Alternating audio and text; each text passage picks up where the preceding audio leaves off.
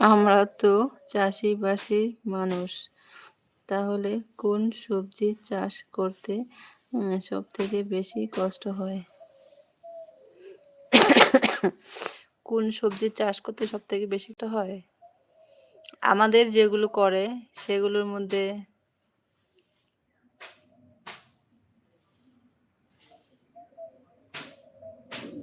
উম, বেশি পরিশ্রম তো আমার আলুতেই মনে হচ্ছে। আমাদের যেগুলো সবজি করে সেই সবজিগুলোর মধ্যে তো আমার বেশি পরিশ্রম আর কি, বেশি কষ্ট। আহ, কচুতেও মোটামুটি কষ্ট ভালোই করতে হয়, কচু আলু, হ্যাঁ। ভেন্ডিতেও,